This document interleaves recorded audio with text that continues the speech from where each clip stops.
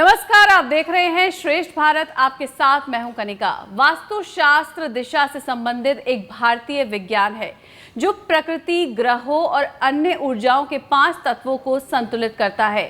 ये घर में रहने वालों के स्वास्थ्य, पूंजी और खुशी को बढ़ाने में भी मदद करता है। अगर आप चाहते हैं कि आपका घर या परिवेश हमारे समग्र विकास और समृद्धि में मदद करे, तो आपको घर के लिए वास्तु के सिद्धांतों का पालन करना चाहिए। ये वास्तु सुझाव और बदलाव आपको किसी भी वास्तु दोष से छुटकारा पाने में मदद कर सकते हैं और ये सुनिश्चित कर सकते हैं कि आप जिस स्थान पर रहते हैं वो आपके पक्ष में काम करे, ना कि आपके विरुद्ध। ये वास्तुशास्त्र निर्देशिका आपके घर, स्टडी रूम, बेडरूम, घर के बगीचे और घर के बाकी स्थानों के लिए वास्तुशास्त्र और वास्तु सुझाव के मतलब और फायदों के बारे में बताती है। तो आज हम अपने इस खास कार्यक्रम में जानेंगे कि वास्तु को आप अपने डेली लाइफ में कैसे अपनाकर अपने जीवन को खुशहाल बना सकते हैं। इस पर बात करने के लिए हमारे साथ खास मेहमान डॉक्टर प्रतिष्ठा मित्तल जी स्टूडियो में मौजूद हैं। आप ऑल्टरनेट मेडिसिन थेरेपिस्ट हैं और साथ ही एक स्वर योगी भी है। प्रतिष्ठा जी, बहुत बहुत स्वागत है आपका श्रेष्ठ भारत के स्टूडियो में। नमस्कार कनिका। तो सबसे पहले तो मैं आपसे यही जानना चाहूँगी कि अपने घर में और अपने ऑफिस में क्या कुछ बदलाव करके वास्तु के ज़रिए हम अपने घर में और ऑफिस में समृद्धि ला सकते हैं, खुशियाँ लेकर आ सकते हैं? बिल्कुल कनिका, ये वास्तु एक ऐसा रहस्य है हमारे जीवन में कि जो हर जगह फलित होता है और इसके इफ़ेक्ट्स हर एंगल से होते हैं, फिर चाहे वो सकारात्मक हो या नकारात्मक हो। इससे जुड़ी चीज़ें जो होती हैं हमारे जीवन पर, हमारे रहन सहन पर, हमारे बच्चों पर, हमारे व्यवसाय पर, हमारे हेल्थ पर, यहाँ तक कि जो हम बाहर जाके कहीं संबंध बना रहे हैं वहाँ तक पर भी ये इम्पैक्ट डालता है। तो वास्तु का जो रहस्य है ये इतना गहन है कि इसको समझने के लिए वर्षों लग जाते हैं। लेकिन आज के युग में ये है कि हम इतने सरल तरीके से हमारे विज्ञानों ने इसको ला के रख दिया कि इसको समझना थोड़ा सा आसान हो गया। अब मैं आपसे अगर शुरुआत हम नॉर्थ से ही करते हैं, तो आप ये मान के चलिए कि इनको हमने डिवाइड कर दिया। हमारे 10 हमारी दिशाएं होती हैं, 45 हमारे देवता होते हैं और 81 इसमें पद होते हैं। ये इसका सेग्रीगेशन है। तो जो हमारी 10 दिशाएं हैं उसमें आप ये मान के चलिए कि हमने नॉर्थ को उठाया। नॉर्थ में अगर हम डिवाइड करें N3 की एंट्री पर, N3 पर यदि किसी ने वहाँ पर स्टोरेज का सामान रख दिया है तो मान के चलिए उसको गॉल ब्लैडर स्टोन होने से कोई नहीं रोक सकता। अच्छा। और वहाँ पर यदि खाने पीने का सामान आ गया तो किडनी स्टोन होने से कोई नहीं रोक सकता। तो ये तो हुई एक बात कि हमने आपको N3 की बताई। अब यहीं पर अगर हम ले लें कि यहाँ हमारा जोन है वाटर का और यहाँ हमारा जो शेप आता है वो आता है हमारा वेवी। यही वेवी शेप यदि हमारा साउथ में चला जाए तो बिल्कुल उथल पुथल कर देगा। ठीक है। तो हर चीज़ इसमें काउंट होती है, आपका कलर भी, शेप भी, देवता भी, ठीक है, और जोन्स भी काउंट होते हैं। तो इस तरीके से ये अपना वर्कआउट करता है। लेकिन प्रतिष्ठा जी, ऐसे में अगर देखा जाए तो कई लोग ऐसे होते हैं जो घर वास्तु के हिसाब से बनवा लेते हैं, जिनका अपना खुद का घर होता है। लेकिन कई बार जब आप सोसाइटीज़ में, फ्लैट्स में रहते हैं तो वो ऑलरेडी किसी बिल्डर के थ्रू बनाए हुए घर होते हैं और उनमें शायद वास्तु का इतना ज़्यादा ध्यान नहीं रखा जाता।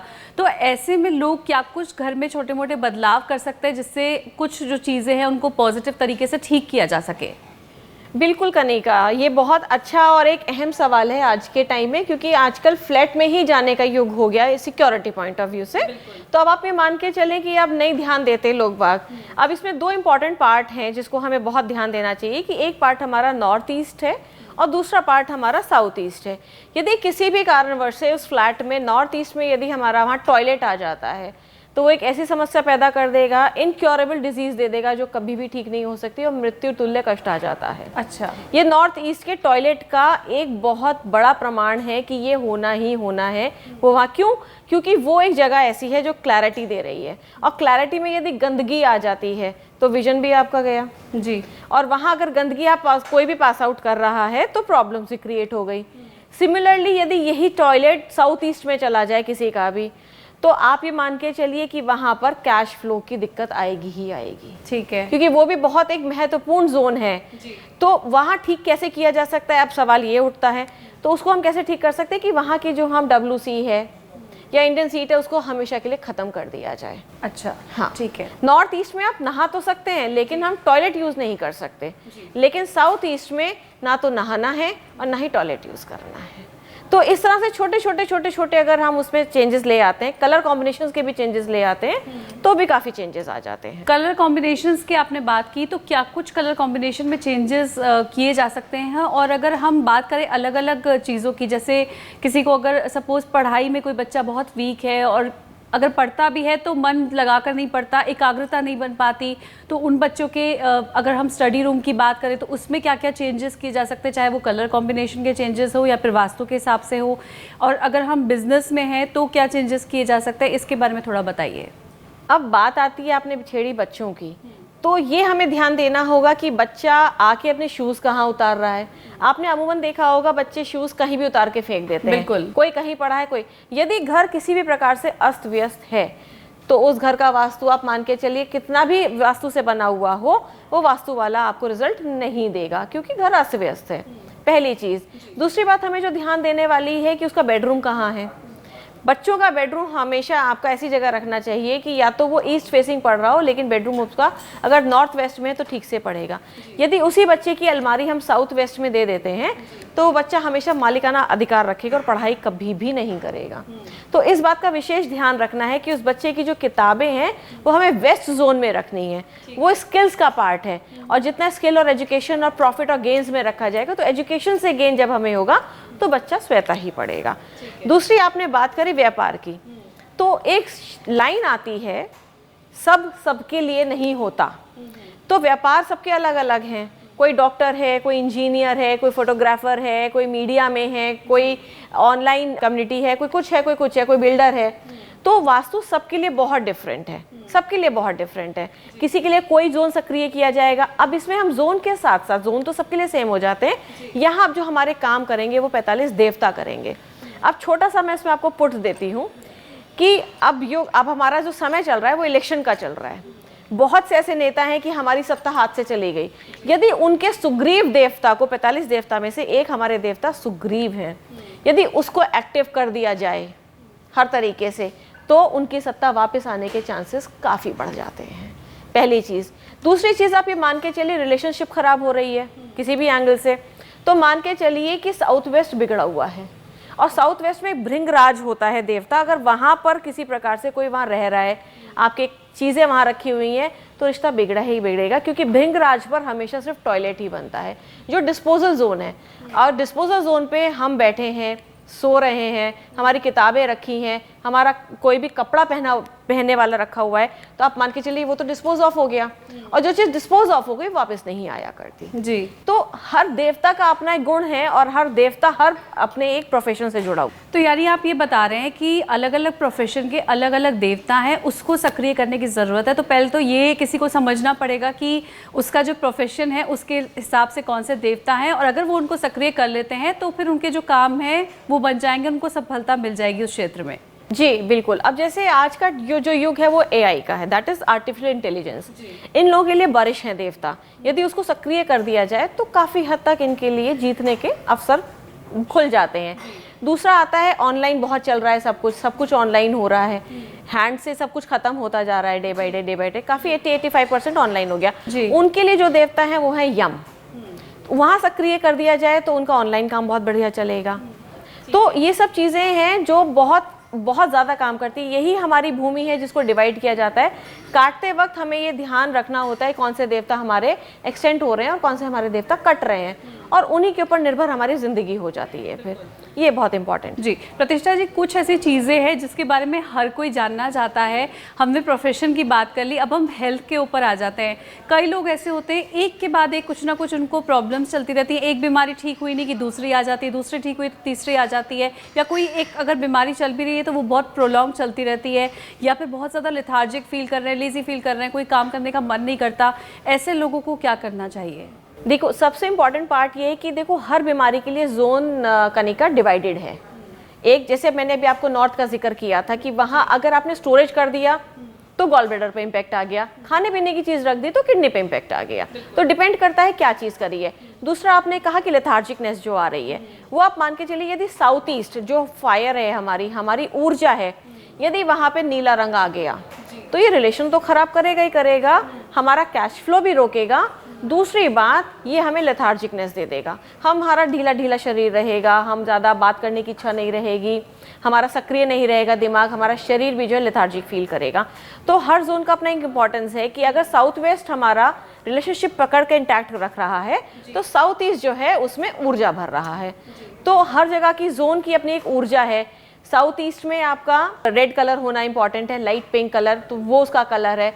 साउथ वेस्ट में येलो कलर, यही अगर ऑपोजिट हो जाए तो सब चीज़ जो है गड़बड़ा जाती है। जी, और इसमें ही हमारे पास कुछ सवाल हमारे व्यूअर्स के भी आए थे, जिसमें हम ये पूछना आपसे चाहते हैं कि कई ऐसे जो यूथ होता है जिनका विजन क्लियर नहीं होता कि उनको लाइफ में आगे क्या करना है ना, कई बार बहुत दुविधा में रहते हैं कि ये कर लेते हैं वो कर लेते हैं, ऐसे में पेरेंट्स भी बहुत कंफ्यूज हो जाते हैं कि भाई आखिर करना क्या चाहते हो।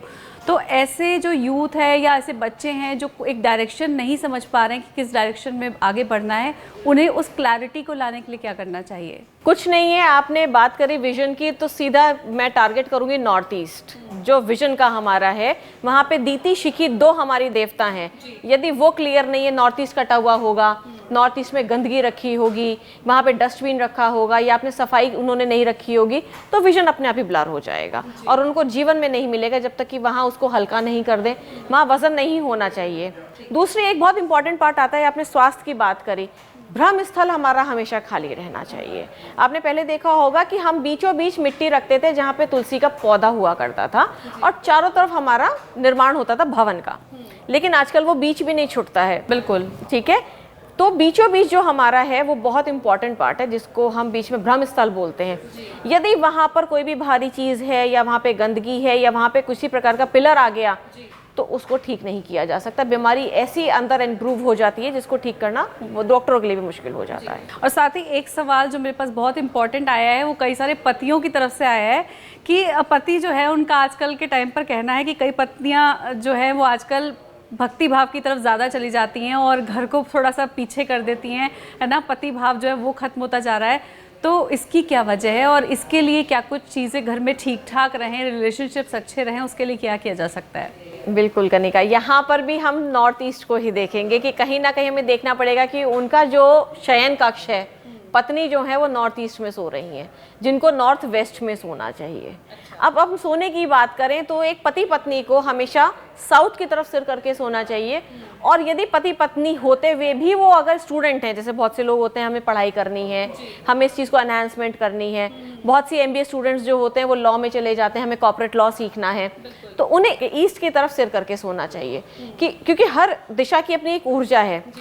उगता सूरज जो है, सूर्य जो है हमें बहुत कुछ देता है, हमें ऊर्जा देता है। तो जो स्टूडेंट्स हैं उनको ईस्ट की तरफ सिर करके सोएं और जो पति पत्नी हैं वो अपना साउथ की तरफ सिर करके सोएं। लेकिन जो आपने बताया कि कोऑर्डिनेशन नहीं है, भक्ति भाव की तरफ पत्नियां ज़्यादा जा रही हैं, तो कहीं ना कहीं वो नॉर्थ ईस्ट में सो रही हैं, उनको नॉर्थ वेस्ट में पहुंचा दीजिए, अपने आप ही रिलेशन ठीक हो जाएगा। चलिए, बहुत अच्छी बात है, आपने बता दी। लेकिन चलते चलते मैं जानूंगी कि कुछ ऐसी टिप्स जो हर शख्स अपने घर में फॉलो कर सके, वास्तु के हिसाब से कुछ चेंजेस छोटे मोटे अपने घर में कर सके, जिससे कि घर में सुख समृद्धि रहे और घर में खुशियाँ रहे। बिल्कुल कनिका, सबसे इम्पॉर्टेंट पार्ट होता है इसमें एंट्रेंस। यदि एंट्रेंस ठीक है तो काफ़ी हद तक चीज़ें ठीक हो जाती हैं। दूसरा आता है आपका टॉयलेट्स भृंगराज पे बनाइए, नॉर्थ वेस्ट में एक देवता होते हैं वहाँ बनाइए। ये नॉर्थ ईस्ट और साउथ ईस्ट में और साउथ वेस्ट में और वेस्ट साउथ वेस्ट में तो बिल्कुल नहीं होना चाहिए। इसमें पूरे घर की प्रॉब्लम खड़ी हो जाती है। और यदि बात आती है बिजनेस की कि वो कैसे ठीक चलेगी, घर तो सब ठीक हो गया, बिजनेस नहीं है तो बिजनेस नहीं है तो घर में शांति कैसे रहे, तो उसके लिए हमारा नॉर्थ जहाँ से अपॉर्चुनिटीज़ आती हैं और साउथ वेस्ट जो उसको सपोर्ट करता है, इन दोनों को भी क्लियर और अच्छा होना बहुत जरूरी। बिल्कुल। डॉक्टर प्रतिष्ठा, आप हमारे स्टूडियो में आपने इतनी अच्छी जानकारी वास्तुशास्त्र को लेकर हमारे दर्शकों को दी, यहाँ आने के लिए आपका बहुत बहुत शुक्रिया। Thank you. तो देखा आपने, वास्तुशास्त्र की मदद से आप एक अच्छा संतुलित वातावरण बनाकर आप अपने घर, ऑफिस, सब जगह पर पॉजिटिविटी, सुख और समृद्धि को बढ़ा सकते हैं। हमारे इस खास कार्यक्रम में बस इतना ही। आज का ये कार्यक्रम आपको पसंद आया है तो इसे लाइक ज़रूर कीजिए, सबके साथ शेयर कीजिए और हमारे चैनल को सब्सक्राइब कीजिए, बेल आइकन को हिट कर दीजिए, क्योंकि हर हफ्ते हम ऐसे ही अच्छे शोज आपके लिए लेकर आते रहेंगे। आज के लिए बस इतना ही, मुझे दीजिए इजाज़त, नमस्कार। श्रेष्ठ भारत पर खबरों से जुड़े रहने के लिए चैनल को सब्सक्राइब करें, बेल आइकन दबाएं और देखते रहें श्रेष्ठ भारत।